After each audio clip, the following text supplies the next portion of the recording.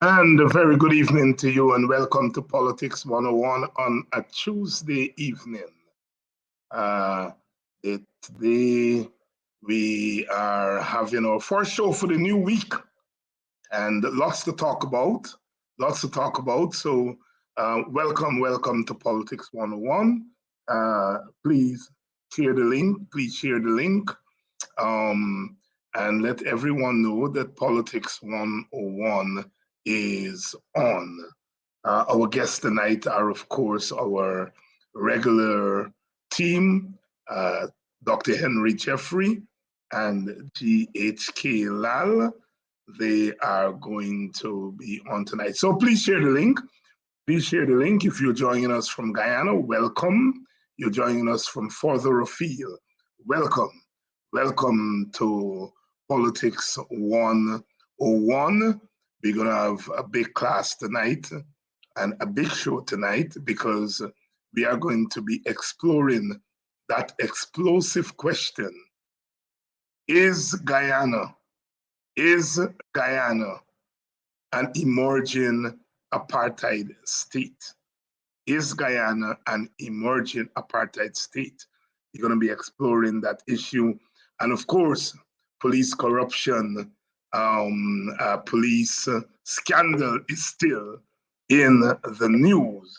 So we are going to be talking about those issues. Our regular team, uh, GHK Lal and Dr. Henry Jeffrey, they're going to be on tonight for us to talk about those issues. We'll get going with the interview at 7 o'clock, so we're just warming up.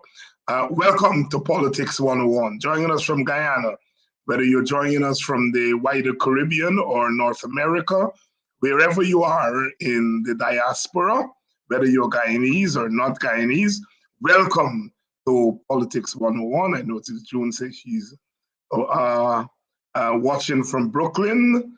I noticed somebody from Washington, D.C. is already in the house. I noticed Linda, my Bostonian compatriot, is on. So please share the link and let everyone be alerted that Politics 101 is on. We are going to be exploring that subject tonight. As you know, Coffee 250, African Guyanese organization, founded in 2013 on the 250th anniversary of the 1763 uprising. Some call it a slave rebellion, some call it a revolution, whatever you wish to call it. It was a significant event that occurred in the history of our country.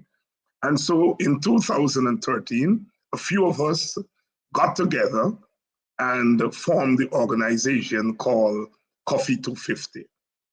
Our, uh, our mandate at that time was to hold an annual state of the African Guyanese condition, the state of the African Guyanese.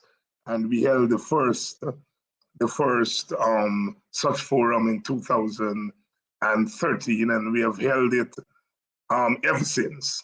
We would invite guests to explore issues that affect African Guyanese and to have a conversation among African Guyanese on their condition and their view of their condition.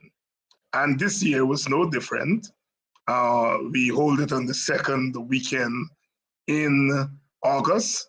This year, because of clashes, we schedule it for Sunday, the 21st. And we chose as our topic,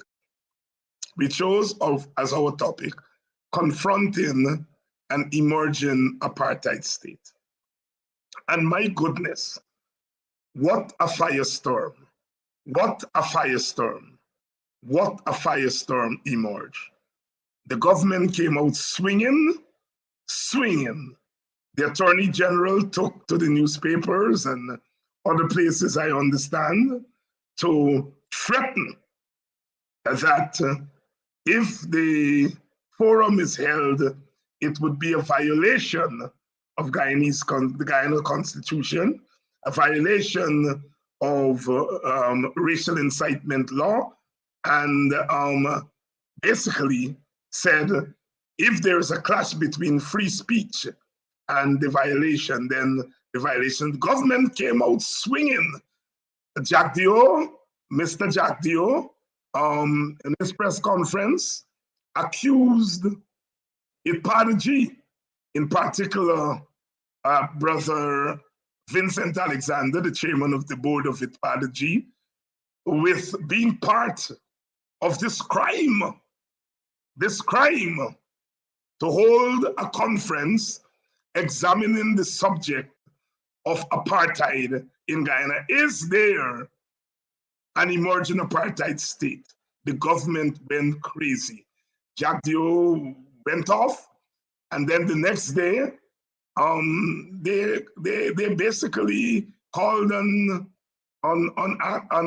Ipadaji to submit documents suggesting that Ipadaji was using government money for personal purposes and insinuating that they were using government money to finance this crime of holding a forum to examine the state of African Guyana.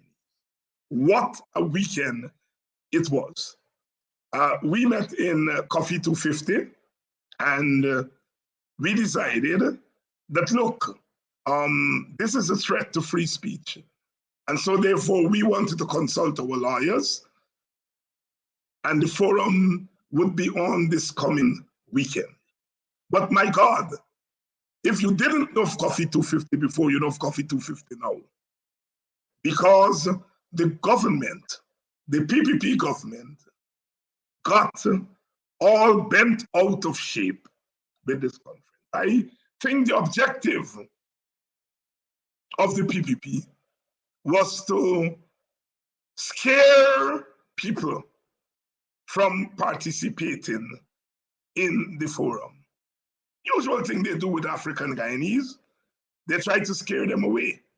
They try to bribe them because they have come up with this thesis that African Guyanese organizations and leaders do not have support in the African Guyanese community. That the African Guyanese community is quite happy with the PPP. Whether the PPP is implementing ethnic policies, ethnic discrimination, their thesis is that Black people are happy. And that those of us who are saying otherwise, something is wrong with us, we are committing crimes, and African Guyanese are not going along with the crime that we are committing. So they've set up this notion of what the African Guyanese community is. And then once you press forward and you challenge that thesis, they then threaten you with jail, threaten you with all kinds of things if you were to participate. The fact of the matter here is the government is scared of engaging the question of ethnicity, of race. They are scared. You see, the charge is simple. You are engaged as the government in ethnic discrimination. And you started off by believing that you're invincible. Nobody will believe it. Well, the vast majority of African Guyanese believe it. And then they went up to America, and the Americans said to them, no. This thing is not just mere chat. It's more than chat. This is substance. There is an ethnic imbalance in the way resources are distributed. And so over the emancipation period, when African Guyanese individuals, organizations began to make the call even louder, the government went into scare gear. Scare gear. They become scared of having to confront the racial issue.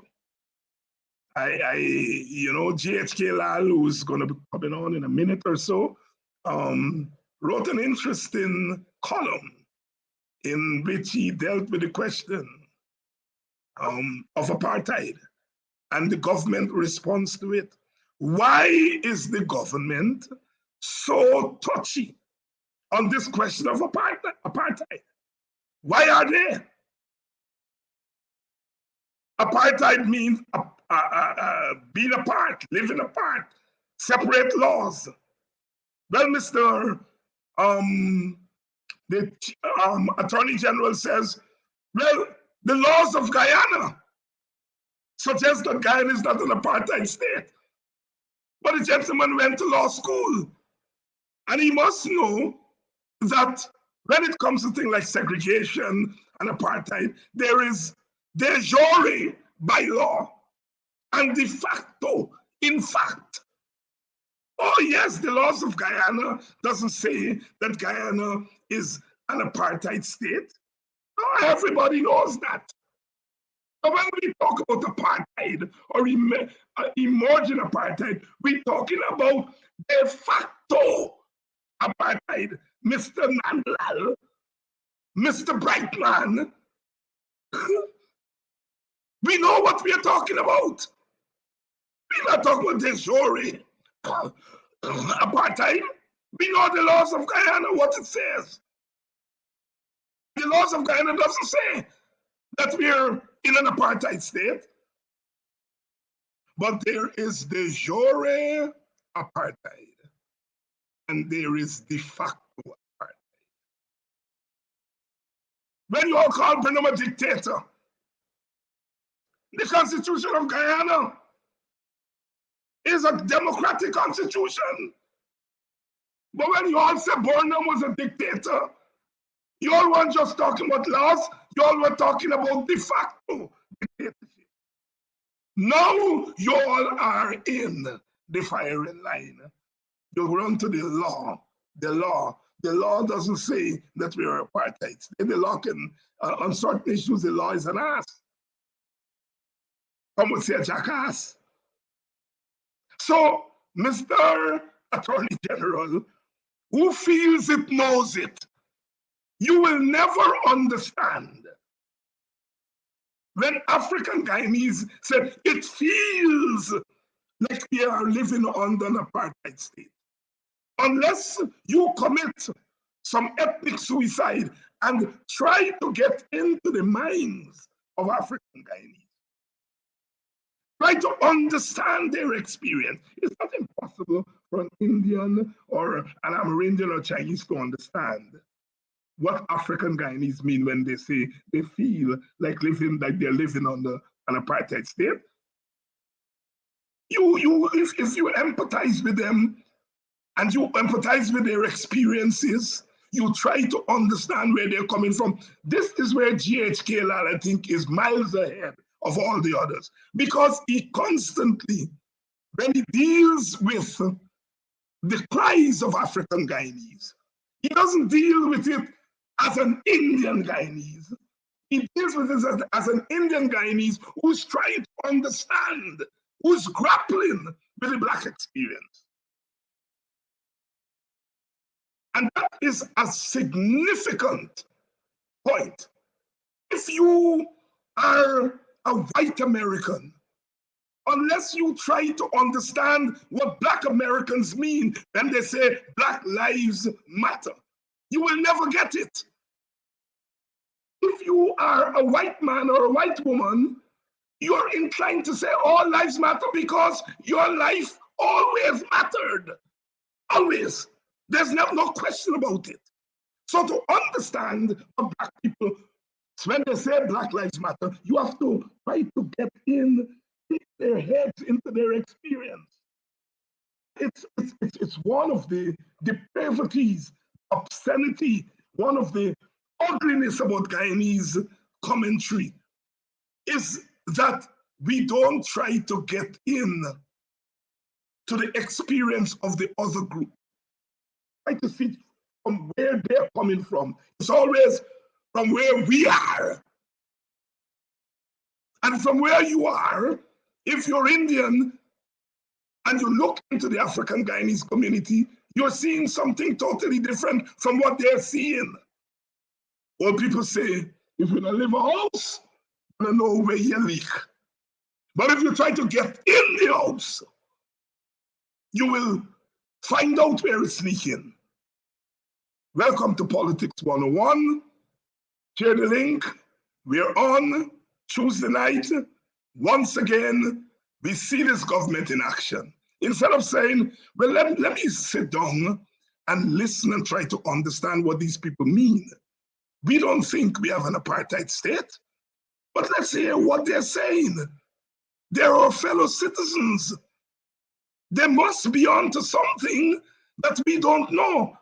Let's allow them to have their discussions. We can learn a thing or two. But no. You try to scare people. You try to bully them. You try to go to the black organization that gets government money under the International Decade of the People of African Descent, the United Nations, which you belong to, that says all over the world, black people are experiencing racism. You dedicate a decade to it, and you give a little pittance, and you're now taking it away. But more than that, you're accusing the leaders of that organization of being thieves. We know who the thieves are. But now you want to take away a pittance from the black organizations just because they want to explore the subject of whether it's an emerging apartheid state. Emerging! Oh, Guyana is not an apartheid state. Guyana is not an apartheid state. The laws of Guyana, that's your defense. The laws of Guyana don't say that we are an apartheid state.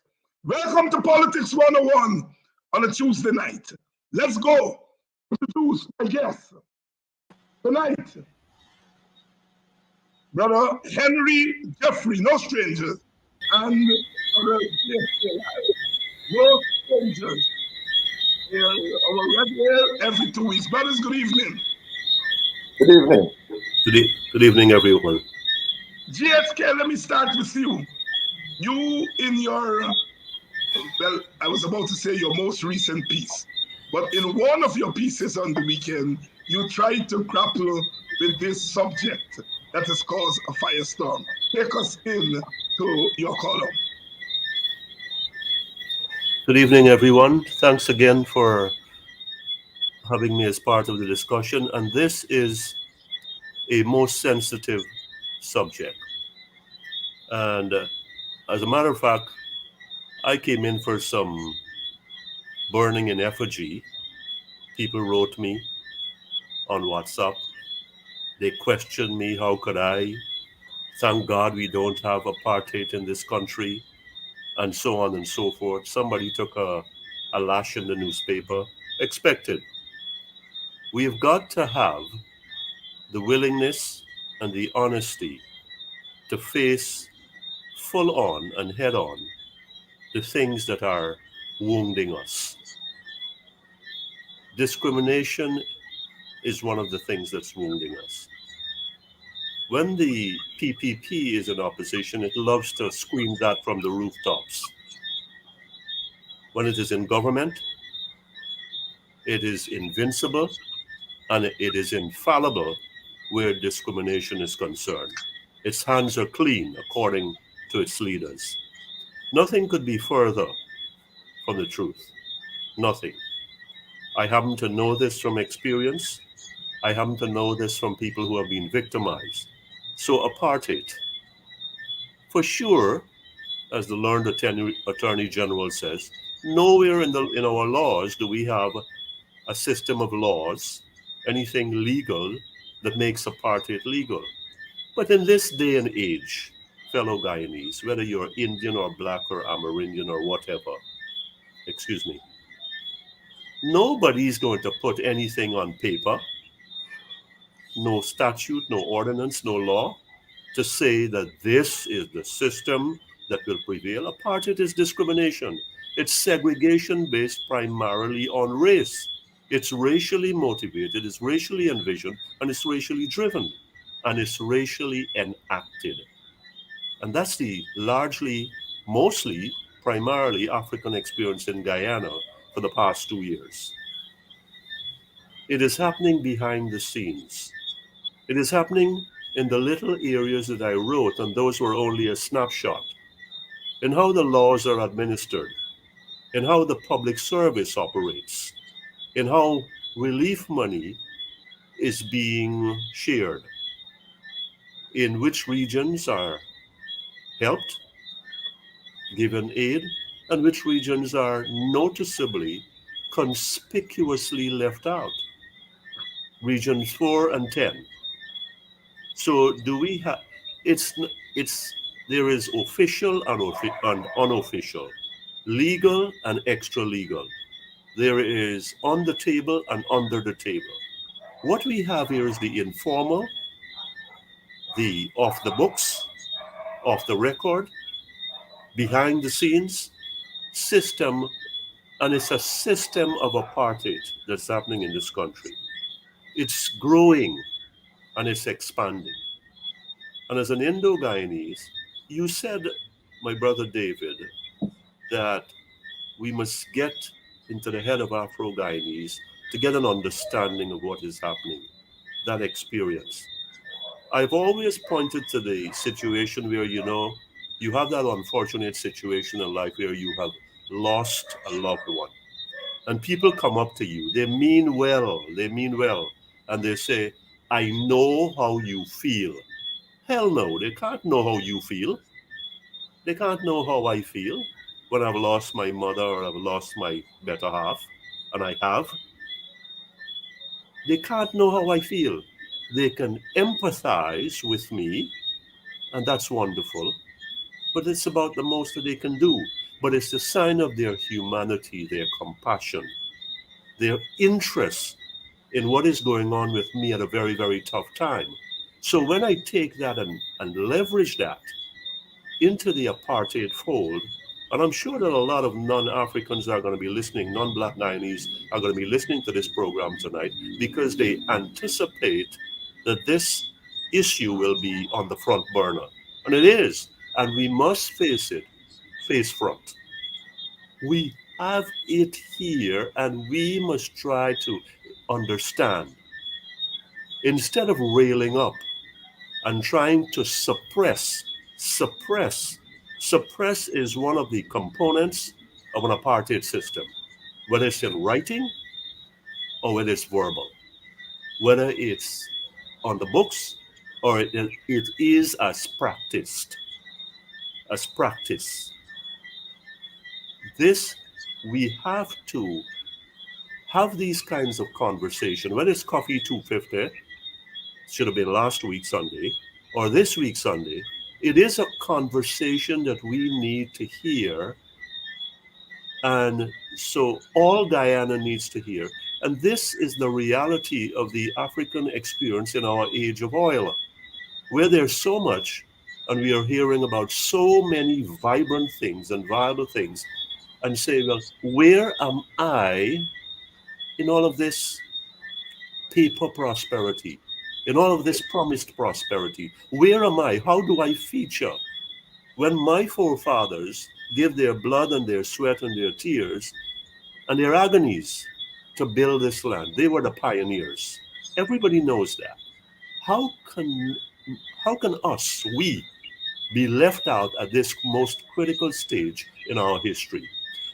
Guyana needs to hear that. So instead of people flaring up and rearing up in nervousness, in fearfulness, they should say, let us have the conversation where it's on the table so we can approach it with a view to see what we can do to not necessarily eliminate, which is the best possible situation, but to minimize, to reduce what is going on in the heads and hearts of the African Guyanese community. Almost half of the electorate, half of the national electorate. Leaving all of that aside, these are people who are our brothers and sisters, and they deserve a hearing in the conversation about the present and the future of this country. African Guyanese are hurting. There are a few Indo-Guyanese that are hurting too, and other ethnicities. But primarily, African Guyanese are being made to feel the brunt of the 2020 elections, of the post-2019 no confidence motion, which really continues to this day. And we are going to make you pay for that. And so when you have the audacity to speak about it, you hear about it, as you call it, a firestorm, the outrage, the flare up, the agitations, that tell us that you have struck a nerve. You have struck a nerve and you have rubbed something that everybody wants to keep closed and to keep on the wraps. Well, no, you don't deal with incest like that. You don't deal with family illnesses like that or cancer. That was long ago. In the age of we are living in the 21st century, and we must be able to face our demons, my brothers and sisters who are listening to this program. We must be able to face our demons frankly and honestly and say, we've got a problem here. And it's time that we roll up our sleeves and band our bellies and face it. And that's what I think Coffee 250 conversation this year is about. And I think that apartheid is a vital component of that conversation, and its time has passed. And 2 years into this government, it's time that we have it. We're having it here in this smaller forum. We're having it here. And I think it exists in Guyana. So somebody said, is it emerging or is it existing? Well, I think it had to exist at some small speck for it to emerge, because the emerging is continuous, it's growing. And unless we put our arms around it and are determined to do so, again, I keep using that word, honestly, we are not going to get anywhere. Things are going to bottle up when they're suppressed, and then we're not going to like how they seep out instead of flare up. I choose that word deliberately. Short answer, short comment. Apartheid, do we have it? I am ashamed to say we have some system of it present here today. And I have put that in writing, and I'm saying that again right now. Brother Henry, you were supposed to be one of the panelists last weekend. GHK said Coffee 250 touched the nerve. What says you? Well, the PPP, it's obvious. I mean, that's obvious that they touched the nerve. The question is, and GHK has been saying, let's try and sit down and find out what's going on and try to find a solution. I'm afraid that the PPP knows what's going on. That the PPP knows there's no solution to it, in the sense that any solution is likely to be a loss of power to the PPP, and they have no interest in doing so. This is not a new thing. In 2015, I cobbled together some articles I was writing in the Stabrook News over a period of time into a book called The Political and Ethnic Dominance in Guyana. I did that largely because I believe that people weren't realizing that the PPP has set out along a path of dominating the political processes in Ghana. That's 2015. I argued in that book that there were, in this book, that there were all sorts of things people were saying about what the PPP was doing. I said in one of the articles called "The Furtive Establishment of Political Dominance," I was saying it's a secret thing. It is not a du jour thing, but it's a secret thing that is gradually developing. And I said that people have all kinds of explanations. For I said, we hear about the racial propensity of Hinduism, the criminalization of the state, ideological racism, some say, the existence of racial apartheid. But even the PPP accept that this dominance may be leading to a resurgence of sentiments against Indo-Guyanese. So since this was done in 2015, and this talk, people were trying to sort out what the people were doing. The PPP is caught in a position, in a very, well, let me put it like this. The PPP is caught in a position where they exist in a very different kind of state. It is called a bicommunal state. In this state,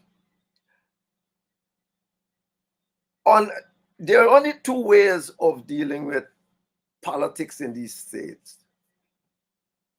You either try to dominate them, or you try your best to cooperate and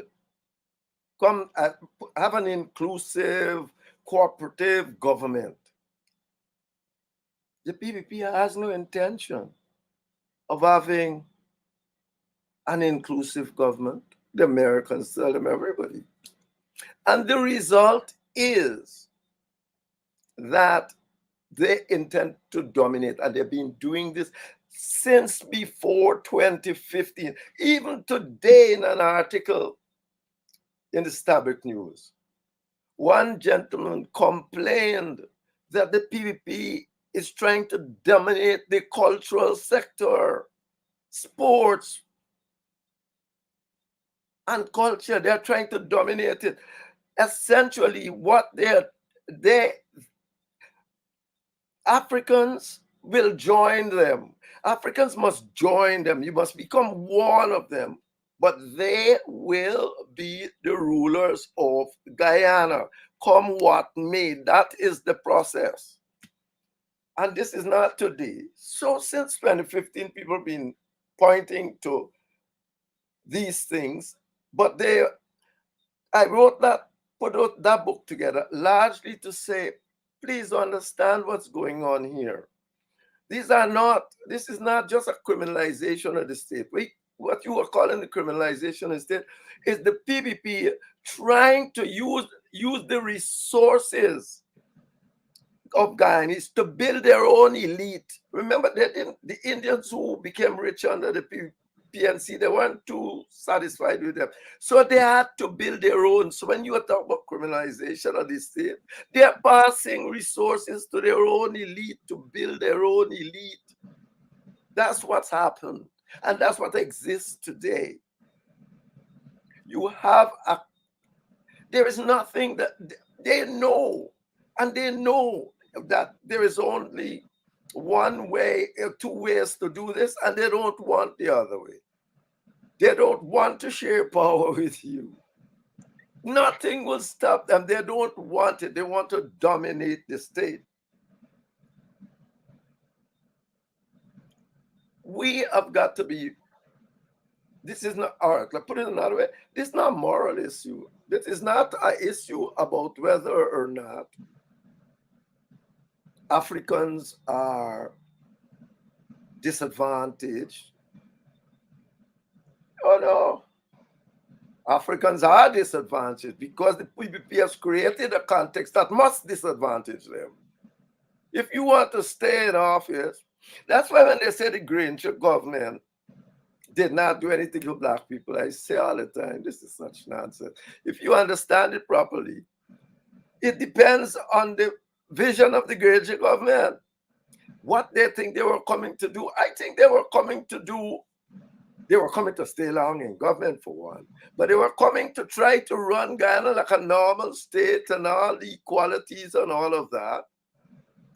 And therefore they had to take their time. This is not a wild thing. When the PPP are doing now, this is a rush. The PPP has an election. It wants an election with the same old bloated list it has. And it now would throw all the money trying to buy everybody down the road. This will not lead to sustainable development of Guyana. If you want sustainable development of Guyana, you have to have collaborative development. You can't in a competitive democratic state and think that you're going to be there and you can just alone determine the policies of that state. It's not going to last. The PPP has no intention, period. So they know when apartheid, ethnic democracies, apartheid such as was in South Africa, ethnic democracy that they are saying now exists in Israel, these are only variants of ethnic dominance. It's a way to dominate. They can't get away with that in the Caribbean for obvious reasons. We are open societies. They have to do it furtively. That article I wrote on the 40th introduction, I wrote it on April 17, 2013. I said they're trying to dominate the state. This is not today. So when I saw them throwing up, I was not surprised. I said, of course, because people are now getting wise on a broader scale that this is a direct thing they're trying to do. And they don't want you. They want you in the confusion. It might be that Hinduism are doing, can cause them to be more racist. I don't know enough about that. But when you, and they don't mind that because that don't point to the problem. The problem is ethnic dominance that they are deliberately introducing here to keep themselves in power. And the answer to Black people is gradually you will come and see that we are nice and good people. You will join us and we will all live happy ever after. That is the answer. The PPP knows very well what's going on. This is not moral issue. They know what's going on. They know the solution. They don't want the solution. They want to dominate the state. The Americans know it. The Americans told them the only way you going through this is and they wrote them. I don't know what to call them, and I didn't mention it, but they wrote it.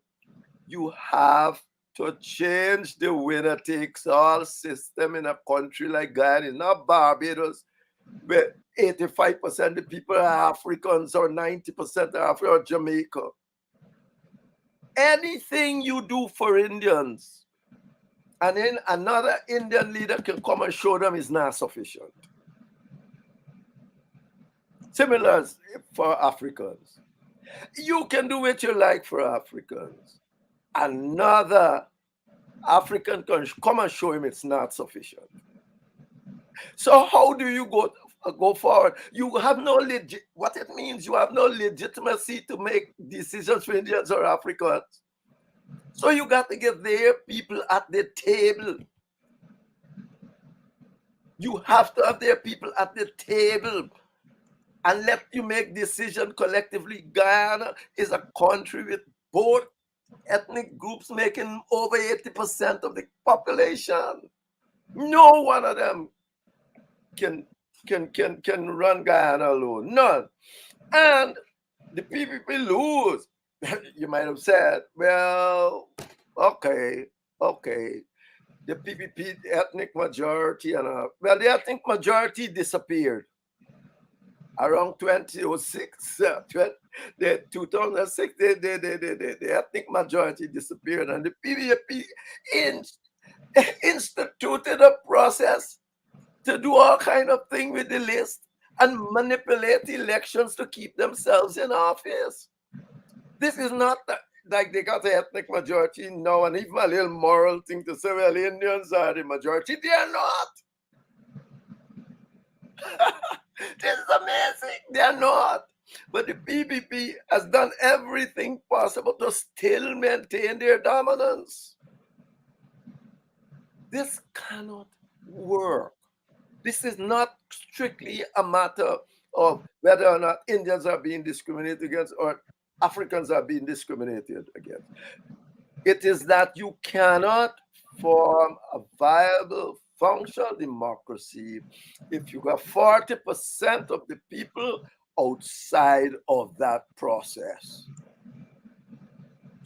As Sir Arthur Lewis says, this is the essence of democracy. People must make decisions for themselves. Oh, geez, since 1861, John Stuart Mill was saying it. We have to realize there's only one way forward in this Guyana. And the PPP now has no ethnic majority to even have a little moral lean. They are doing all sorts of electoral manipulation. I'm not saying that the other side now is manipulating too, but they're on a terrible trajectory. The trajectory should be, let's sit down and run this country together, boys. That is what the trajectory should be. At least for the last umpteen years. 3 decades, we trying one way, and look where we are today. We go anywhere? Where are we? This country must be more divided now than when Burnham was promising how he will end it in the next couple of years. All the Indians will get to love him. And he's 64, he says, so after on his independence, he blamed the PPP for all the wicked things they've been saying about the PNC. And in a few years, all of this will go on. He will be equal and showing them. President Ali telling us to do one Guyana. It's the same gap. You can't gaff it within the same political system. But Jesus, what's going on with us? We have to realize you got to share governance in this country, or we'll be at this for the next 60 years. Dr. Henry Jeffrey there laying it out as he usually does, along with JHK Lal, really laying it out frankly for us here on Politics 101. Want to welcome you to the show. We have a full school tonight, full school, everyone present. And we have gone over by 20%, and you keep coming in. Laying it out plainly for us. And I put on the screen Brother Coffey's point, saying that our partisan political leaders don't get the point that these two gentlemen are making here today. And the point is that the partisan political leaders have to look for votes. And, they have to be politically correct. And that is why the PPP doesn't want the rest of us to speak. They don't want shows like this. They don't want forums like the Coffee 250 forum. They want to confine everything to Aubrey Norton, So they don't want Black people, African people to get in spaces where they're able to talk about their experiences without thinking about votes and without thinking about the next election. For Labour, that is why they went with such a vengeance on this Coffee 250 forum. Brothers and sisters, the forum is going to be on this Sunday. We're not backing down. We're going to be talking about whether Guyana is an emerging apartheid state. And as what the GHK says, emerging means the thing is in process already. And we are going to talk about it. We're not going to be afraid to talk about it. Some of our brothers and our sisters are going to run away. Our brothers and sisters leaders. And when they run away, they will expose themselves to their followers. And let the followers mean, and look, I understand. The business and the nature of our country, some of them have to make some difficult choices. I'm not quarreling with people. I'm not quarreling with people if they think apartheid is too harsh. But of course it's too harsh. And that is why it should never be introduced at any level, because it's a very harsh system. It's a very harsh system. So I sympathize with our brothers and sisters who are not trying to understand what the Coffee 250 theme really means. You wake up when apartheid becomes the law, or are you going to try to turn it back before it becomes the law? And yes, some of our African Guyanese brothers and sisters are a little bit shy. It has happened before, where when it comes dealing with these critical issues, you run away. They, our leaders in the political parties, they know it. They know that apartheid is happening right there in Guyana. But they have to toe the party line. And all I can do is sympathize with them. But the forum will be on this Sunday. And I want you all to come out in your numbers. In your numbers. But you heard Jeffrey laying it out just as you did. Why? Why is the PPP so scared? So scared. They have the state in their control. They spend money, big money. They literally have control of the political apparatus. Why are they scared of a little conference with leaders that they say don't have supporters, leaders that say don't have any influence on the Black community? Why are they afraid? They're so afraid of these people speaking. Help us. So listen, there's a couple of statements here. The first one is that you can fool some of the people some of the time, but you can't fool all the people all the time. And as Dr. Jeffrey said, we're talking about 40%, give or take. 40%. It's a sizable part of the demographic in this country. And there's only so many you can buy. There's only so much foolishness you can buy, or so much cooperation you can buy. There's only so many servants you can buy. So before I go further into that, I want to say that now that lines are being drawn, the Coffee 250 group must not back away from this conversation, from this specific issue. It must not be watered down. Speaking as a Guyanese, I'd be very disappointed if I were to hear that semantics and words are being sugar-coated and so on and so forth. It's got to be called for what it is. It's apartheid. Years before, Dr. Jeffrey spoke about things he wrote in 2013, 2016, the compilation he did, and we thank him for that. I remember reading those over the years. One of the things I've found over the years in my writing, and as I've been doing this for about 23 years now, from overseas and then now that I'm here, I can talk about crime and people, yes, no, whatever, corruption. Don't tell them that their own are corrupt. But when we talk about discrimination, when I venture into the waters, and others like me, and it's very rare to speak about discrimination, all the gloves come off, all the daggers come out. So now when we take discrimination to another level, to its raw core, and speak about apartheid, oh man, oh, the heavens are falling. Yeah, the heavens are falling, and the problem is that there are no angels. There are no angels falling down, because the people who are screaming bloody murder, like the Honorable Attorney General, our learned brother, he knows the game he's playing. We can go and look forever in those law books. There's nothing about an apartheid system or an apartheid law or a system of laws. No. However, there is some fear and a lot of fright here because people are hurting. That's the reality.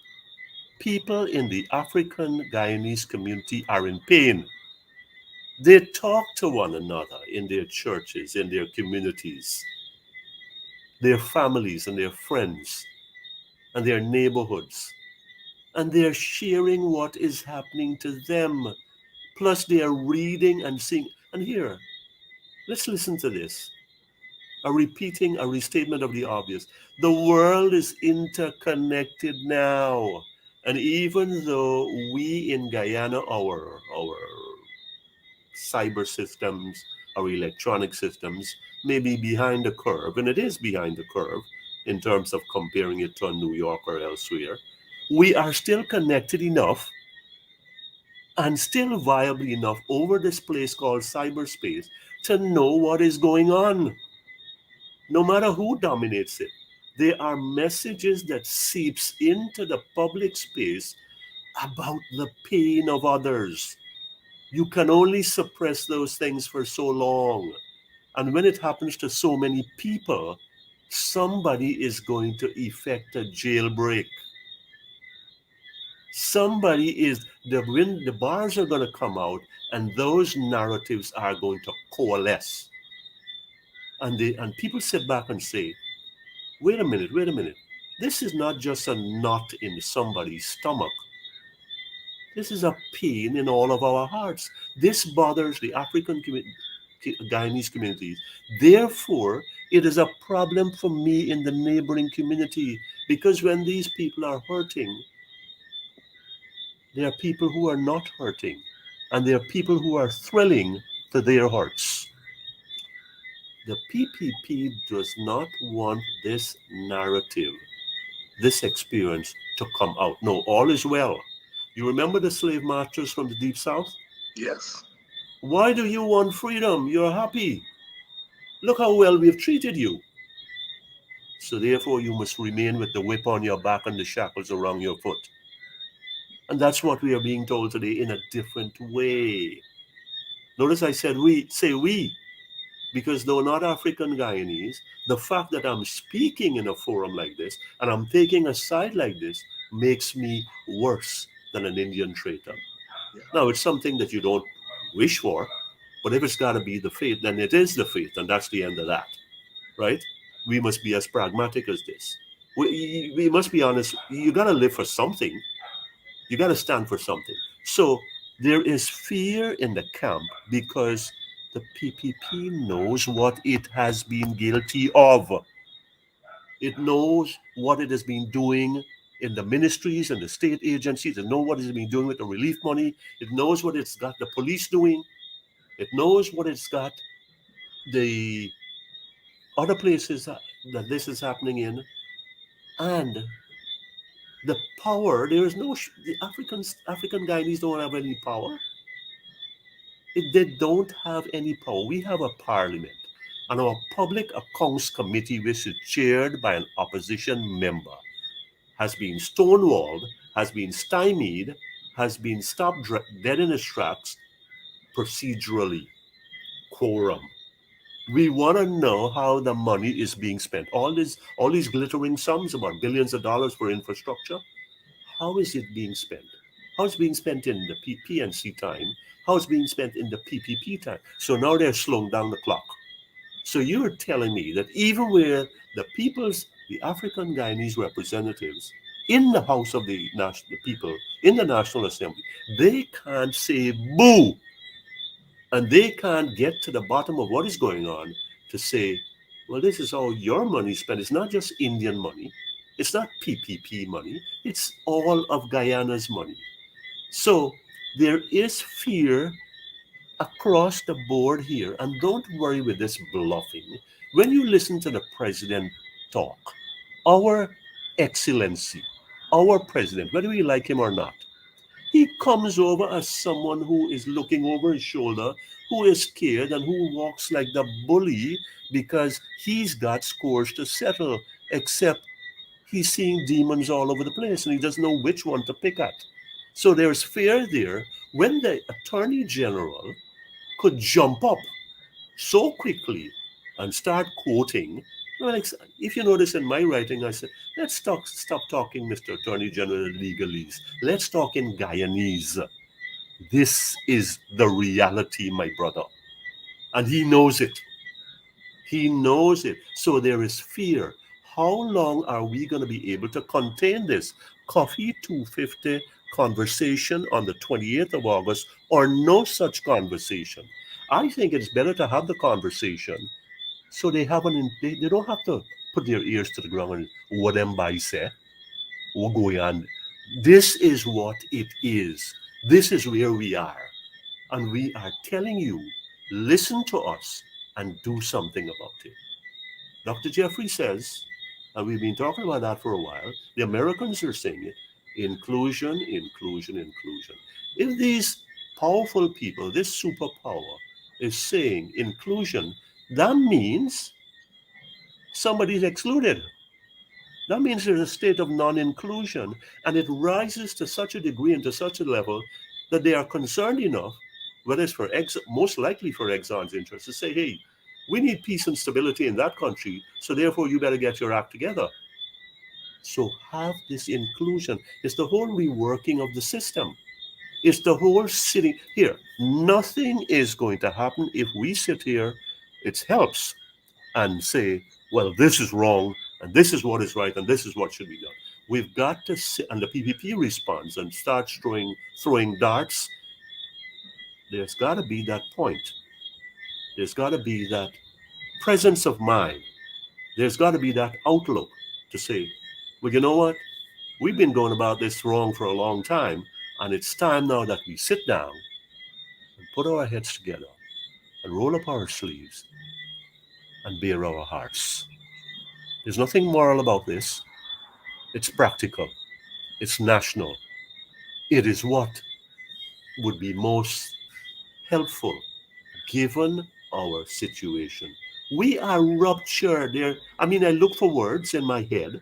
We are shredded, we are ruptured, we are torn apart, we are wounded, we are pierced, and they are not enough. Isn't somebody listening out there? Okay, they already know. It's being reiterated. Do something. Hear the cries of those who are being cast into outer darkness. Stick out a hand. Reach them. It's not dole. It's not charity. It's sit down and let's have a comprehensive conversation on the way forward. What is going to work for this country after 60 years, 30 years, the last 5, the last 2? Let's do something different. There is fear now that if we were to do that, we're going to have to give up something. And in giving up something, then, well, really, we have been proven to not be worthy of carrying this thing by ourselves. And that's the fact. That's the reality. No one side in a demographic like ours can comfortably or continuously carry this load alone. There you go. Coffee 250 forum is on Sunday. On Sunday, the forum is on. Is there? How do we confront the emerging apartheid state? Say it loud and clear. Say it loud and clear. We are not. No. The Attorney General went after you. He said you spend years with them. You mustn't talk. David Hinds and Clive Thomas, PNC killed Walter Rodney. You all mustn't talk. Some PNC leader got land on some waterfront. You mustn't talk. Vincent Alexander, you in Prodigy that getting some government money, you mustn't talk. Put that in political context for us, Henry. Well, you only have to watch the South African state and you can put that in context. And that's a real apartheid state. That is real apartheid. It's gone now, but it was real. When you face discourses and forums like this, you gotta close it down. You gotta move. You gotta find the leaders. You gotta lock them up. You gotta move. You can't do that here in that way. But that's precisely what they were doing. Whoa, they're attacking the fundamentals of the system. You got to go after them. You got to watch them and see which one, and so on, and do that. I mean, that you remember, we are speaking from a different standpoint from that they're speaking. They know what is good. So far as they're concerned, they know what they want to do. We are saying discourse, because we don't believe they know what they want. What they want is good. But they see this, their position, as in a dogmatic kind of way. It cannot be removed. We, the PPP, must come and stay in government. That's going to give our people ethnic security and all of that. And then the few blacks that join us, more people will join. If they can't, if you keep them poor, if you keep them down, more will join. And the result would be we will dominate the political system and we will live ever after. That is it. That's what states that want to do ethnic dominance do. They close off those who are talking against them. They lock you up. They do a Steve Biko, throw you in prison and so on. Well, we know we live in the Caribbean. That is unlikely to happen in that kind of a way. But it's the same response. You have to run on the street quickly and attack them because you can't get these kinds of ideas floating in the society. And the PPP control and the media in Guyana, for the most part, excepting people like the Village Boys and one or two. The PPP has all the control over the media. They have done this over a period of time. Why you believe the Americans had to call the PPP and say, hey, you got to stop? Because for one reason, they know the Guyanese people can't stop them. If you says Henry Jeffrey is corrupt and Henry Jeffrey is all of that, and Henry Jeffrey is a political leader on a given side, that side wouldn't lose any votes. It wouldn't, Jack Dio can be as corrupt as he like. That side would not lose any votes. They might get more. That can't be a democracy. That can't be a healthy system. For years, you're talking about, corruption. Where has it gone? And they don't mind you talking about corruption. They don't mind you talking about the insubstantive things in government. They don't mind you talking about an accident on the road, corruption, city hall. That don't do much. Nobody are voting against them for that. No, not at all. Not at all. What they don't want you to do is to say that the whole system is rotten, that the whole system needs changing, that you have another way to deal with power in the society. And that's precisely what Coffee 250 is doing at this point of time. For me, going forward, and this is not just for civil society, the political parties such as APNU and AFC has to come out stronger on what kind of political future they see for Guyana? Do they think they're going to win an election and and transform Guyana and all of us going to live happy ever after? Or do they intend to build an inclusive society? Do they intend to do what they promised to do in 2020?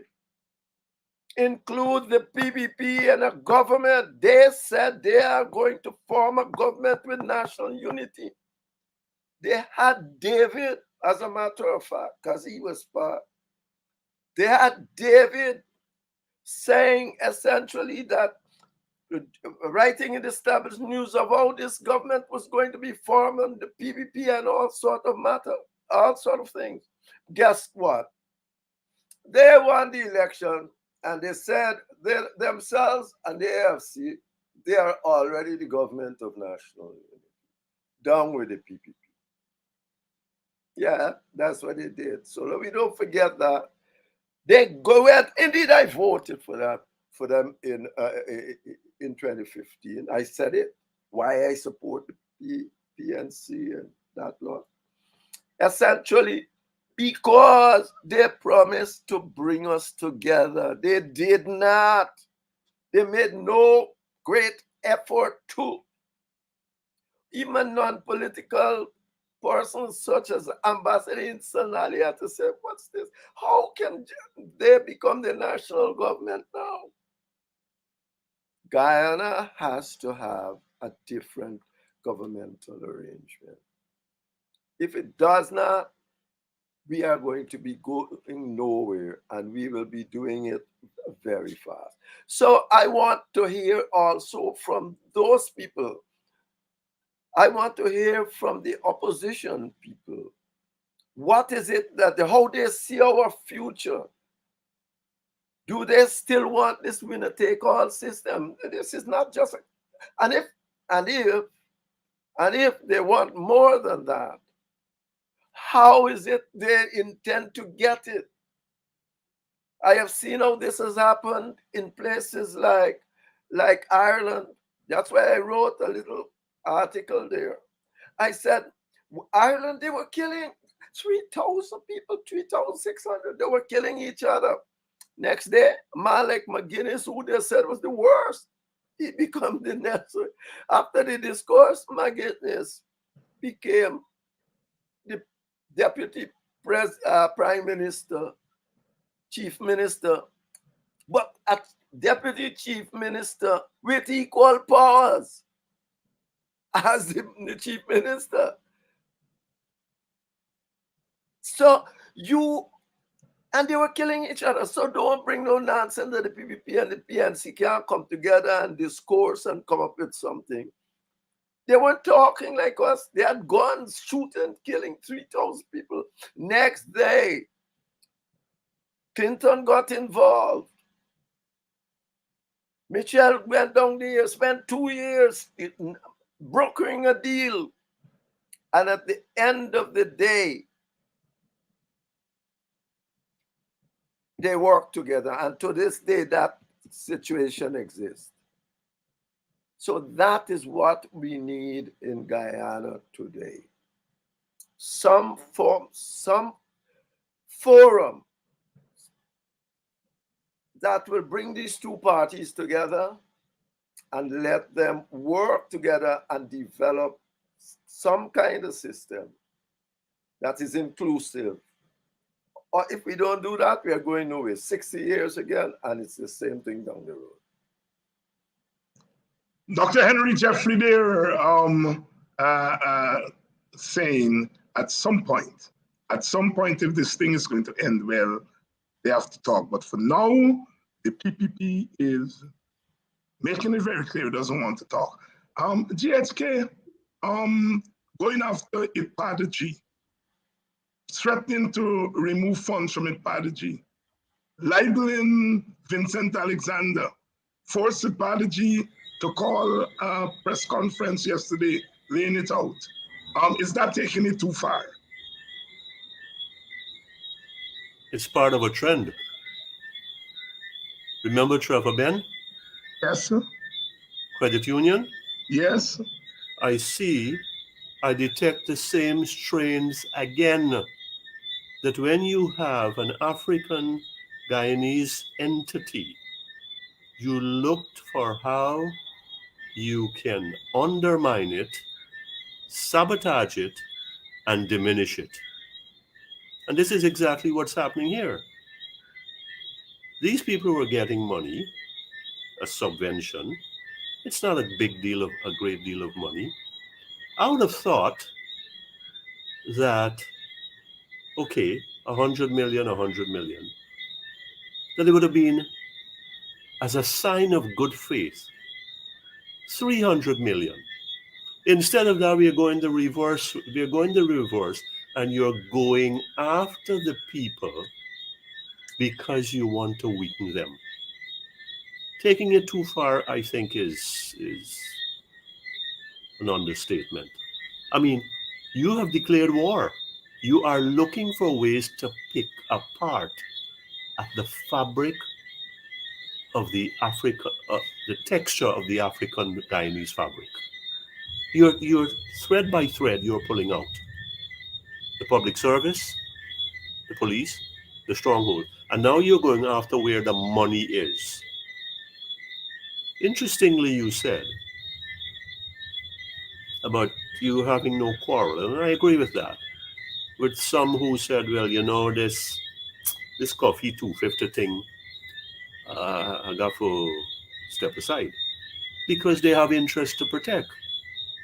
They got new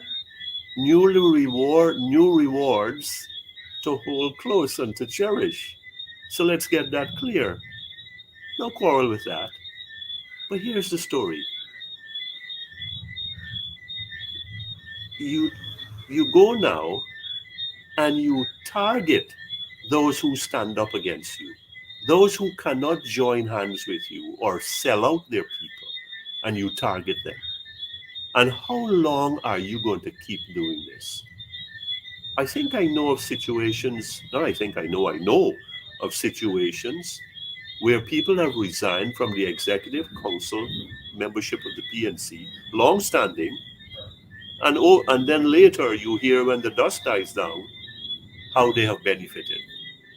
So you keep buying, and when people don't buy into your narrative, you beat them down. You beat them down. You target a Vincent Alexander and say you take the money, you misuse the money or something like that. I mean, the United Nations. This thing came from the United Nations as a sign of good faith. Oh, good Lord! I mean, have some decency. Don't go. Yes, listen. Let's get this straight. If these people tampering with the funds that really should make a difference, I got a problem with people who thief. I got a problem with people who corrupt. It ain't got color. It ain't got brother and sister there. You thief the people. Go down the line. Pay the price. Okay? So if that is so. But Miss Sampson is saying, and I don't think she'll go before the public and make that kind. Hey, listen, you've had your audits. You've had your investigation. Where you going with this thing? What are you trying to do? What's your objective here? To embarrass us? To degrade us? I think it's to dilute them, just like what was done with the credit union.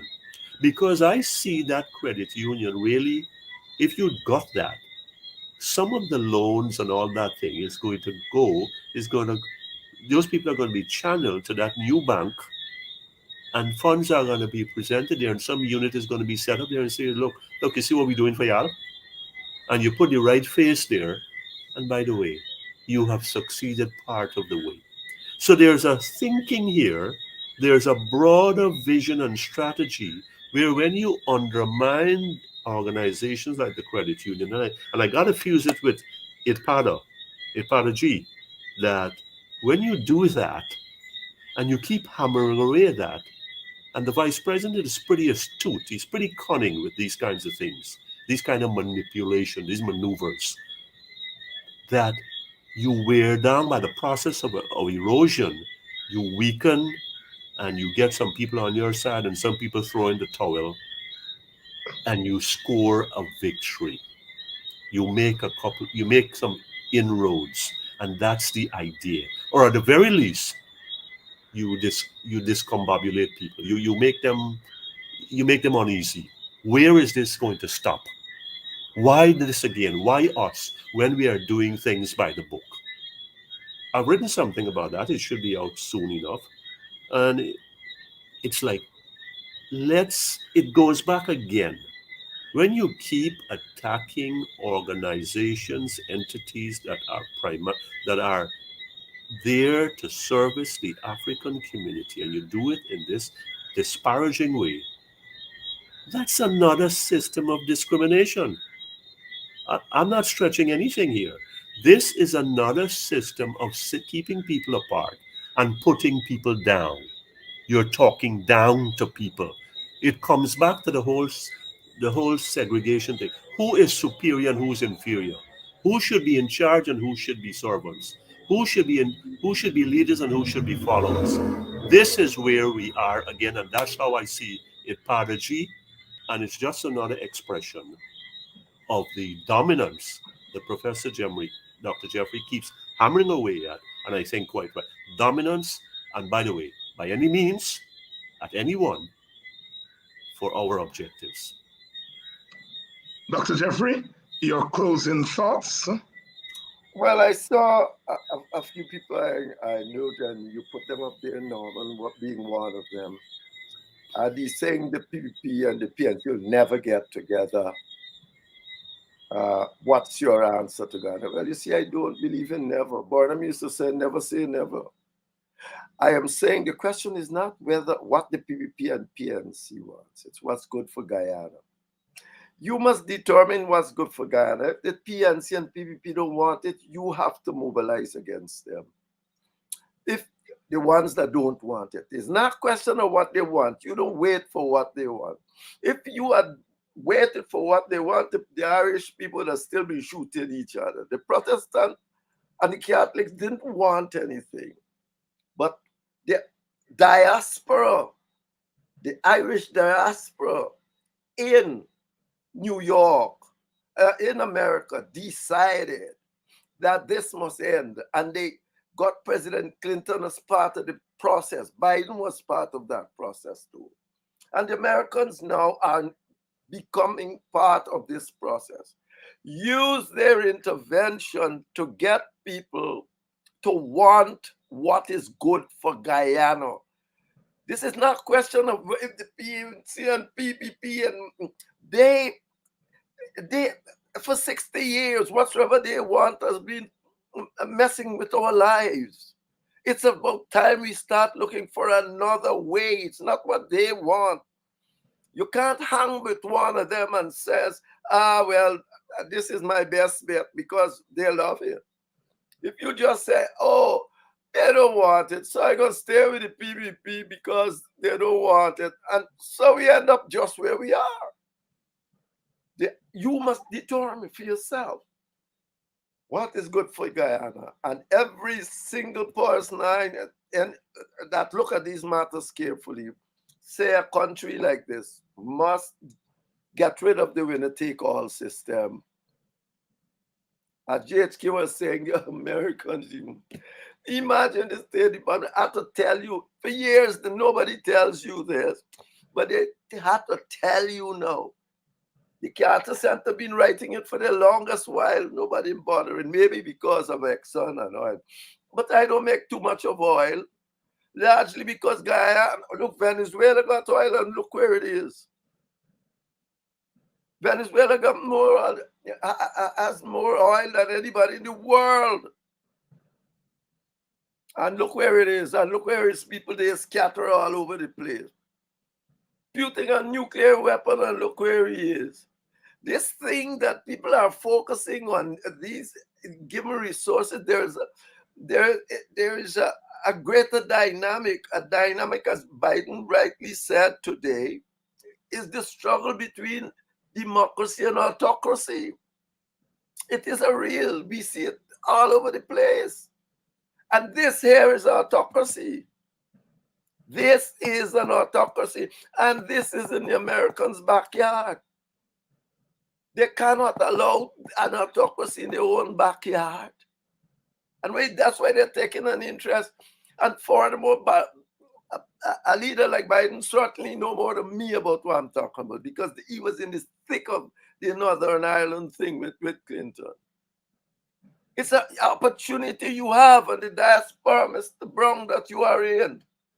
You should be leading this charge to see that people with power who can make things happen, make this happen. Don't sit down and say, oh, the PNC and the PPP don't want it, therefore what is your solution? You consider what is best for Guyana and make that the solution, regardless, and make them want it. Who are the rulers? I thought democracy means that the people supposed to be determining their lives. You're making these two groups who may be self-interested and all sort of thing rule your life. No. Even if you gotta break lands with them, break it, and even if it doesn't matter. You have to determine what's good for you. For me, I know that these two parties cannot individually run Guyana.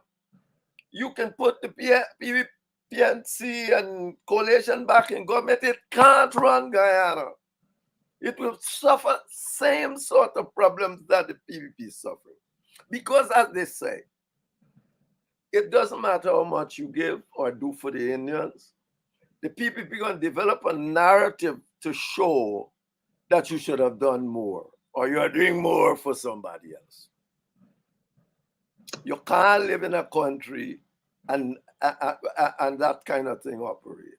So please, Mr. Brown and company who are like that, please, my direction is to try to force the regimes to do what's best for Ghana. And the best thing for Ghana is get rid of the winner-take-all system.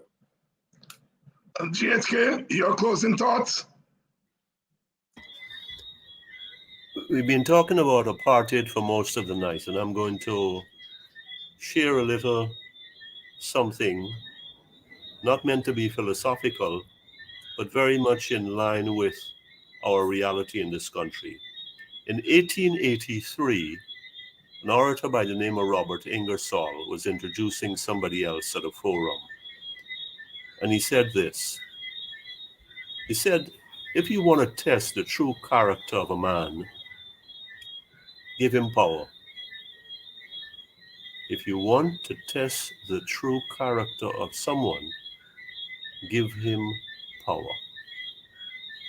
We've given the PPP has power, and we notice the president, the vice president, the honorable attorney general, and we notice how they have mangled and misused that power and have become monsters to so many Guyanese.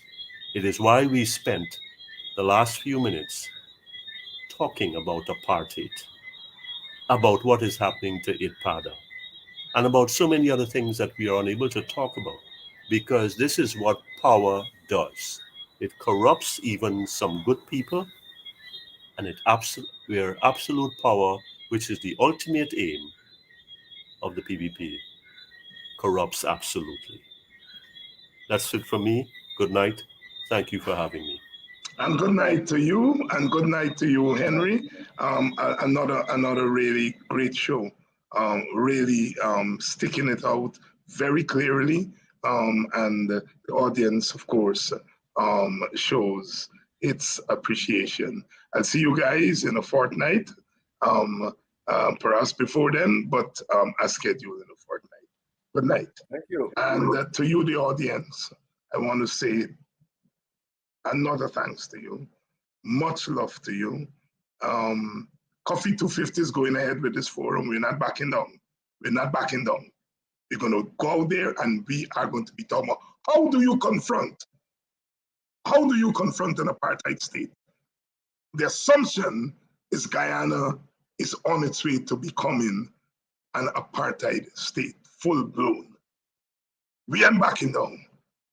We are coming out here on the social media and other platforms to speak truth, to those who have stolen power. They've singled out a few of us for committing the crime. And what is the crime? Keeping Black people and other oppressed people and other opposition supporters informed, not with propaganda, but with information, wisdom, and analysis. They say that David Hinds has proclaimed himself a defender of African people in Guyana. Yes. Yes. And that proclamation is meant to block you all from continuing to dominate Guyana. I said 2 weeks ago, I will torment you all until you get out of power. I will torment the PPP and its government until Guyanese see the back of your government, and then we'll decide what we do after that. But first of all you gotta go, lift your bundle and go. And until that time, I'll keep tormenting you all. Good night. Tomorrow night, I'm gonna have Leland Saul, who used to be the CEO at the Central Housing and Planning. They're getting Leland face, and Leland is gonna come here tonight to get back in the face, to help to torment those who are in control of this apartheid state. Good night, and see you all tomorrow night.